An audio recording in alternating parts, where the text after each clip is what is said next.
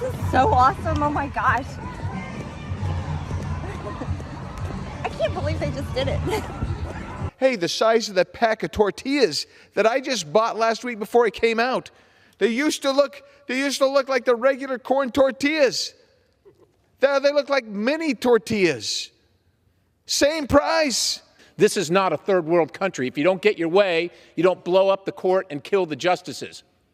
But apparently that's what some people in America think is appropriate. There will be some agencies like the Department of Defense that we have to keep around, and they will have to be de-wokeified. But there may be other agencies where the rot is so deep, like at the Department of Education or the Department of Labor or at the EPA.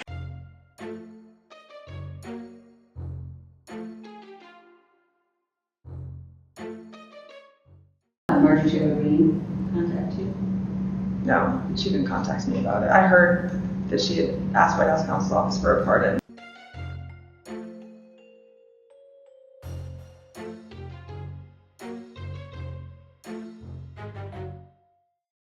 These radical pro-abortion groups must be stopped.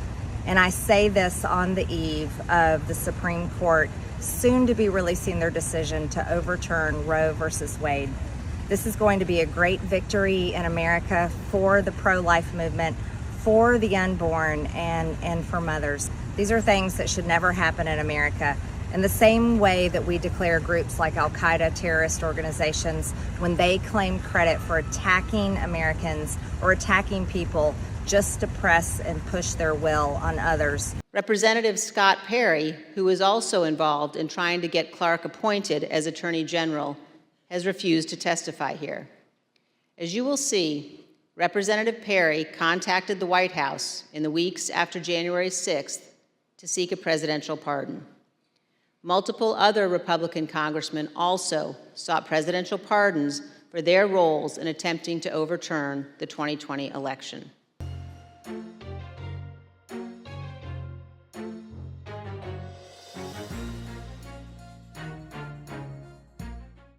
This is not a third world country. If you don't get your way, you don't blow up the court and kill the justices. But apparently that's what some people in America think is appropriate.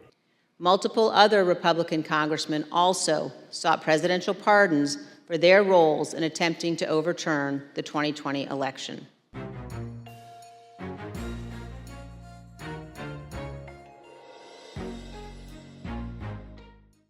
The first point I want to talk about, the most fundamental aspect that this needs to be contextualized with, is that the Democrats have basically corrupted every institution in America. Not the least of which is this institution. Not the least of which is the committees and the roles of committees. So my colleague from Pennsylvania said this is a show trial. He's exactly right. This is designed for television.